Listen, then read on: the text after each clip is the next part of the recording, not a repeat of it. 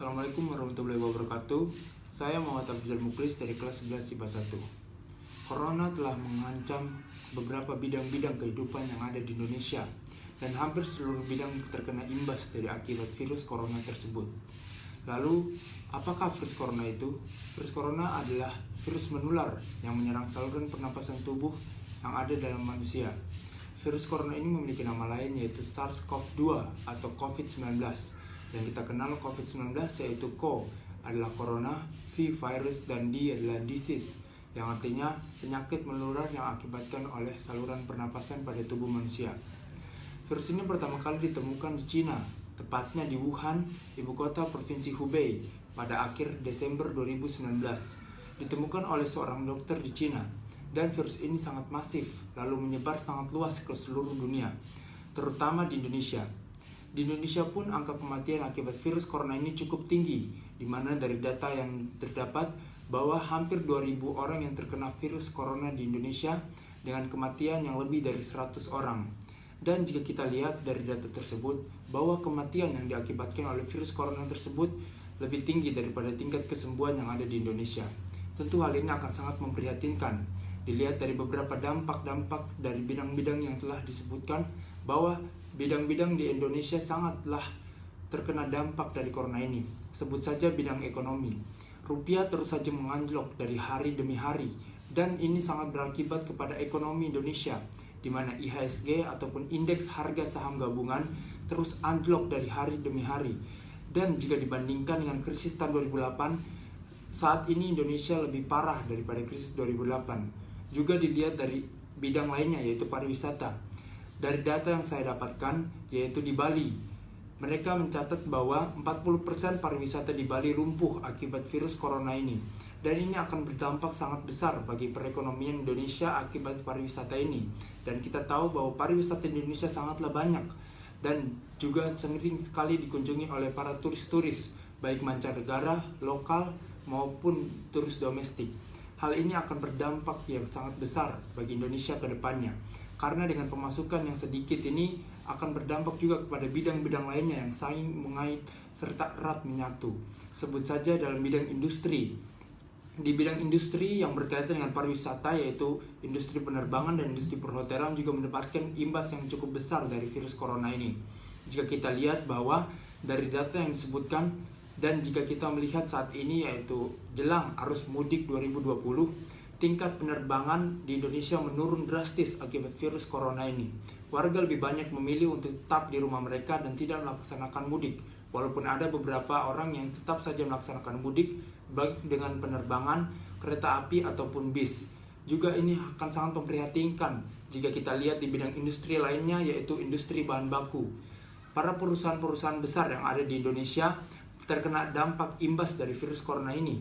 Dan jika kita lihat bahwa bahan baku dari perusahaan-perusahaan besar yang ada di Indonesia ini dipasok oleh negara-negara yang terjangkit virus corona yang cukup besar, seperti Amerika, Cina, Korea Selatan, dan negara Eropa lainnya. Hal ini berdampak yang besar sekali bagi Indonesia. Kenapa? Karena selain bidang-bidang tersebut, bidang lain juga terkena imbasnya, seperti bidang sosial. Banyak sekali buruh-buruh pabrik di PHK akibat virus corona ini. Dan juga buruh pabrik tersebut tergolong kepada masyarakat yang cenderung ekonominya menengah ke bawah. Dan juga itu sangat memprihatinkan juga jika kita lihat bahwa di sisi lain seperti driver ojek online, pedagang kaki lima, mereka sepi pelanggan akibat virus corona ini.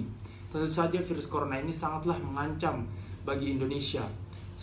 Hampir semua bidang terkena imbas dari virus corona ini.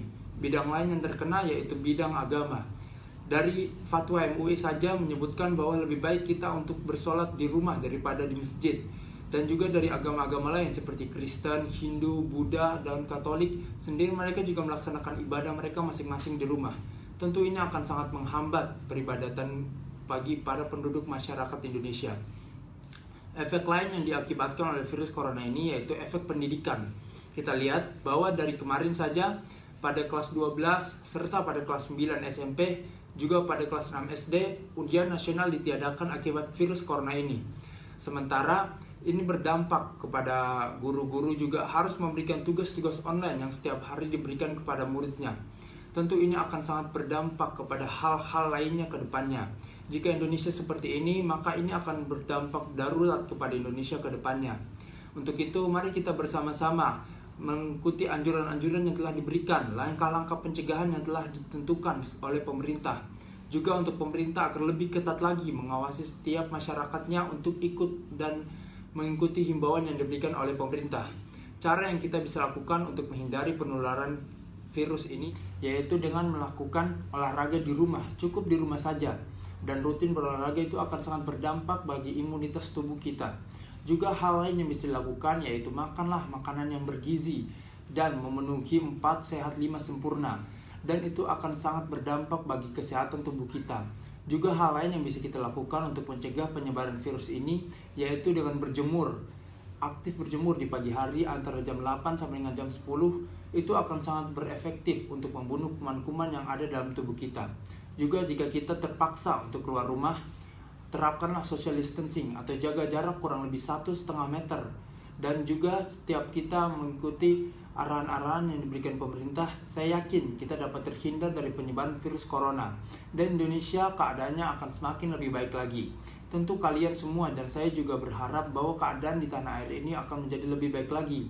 Jika kita lihat dengan anjloknya perekonomian Indonesia itu berdampak dan menjadi rantai kepada bidang-bidang lainnya yang mengikutinya. Saya berharap semuanya ini cepat terselesaikan. Dan juga yang terpenting adalah kita selalu berdoa kepada Yang Maha Kuasa agar wabah pandemi corona ini cepat dihilangkan di tanah air dan juga di belahan dunia. Dan ini akan berdampak baik pada kita ke depannya dan kita dapat melakukan aktivitas kita lebih baik lagi ke depannya dan juga seperti biasa.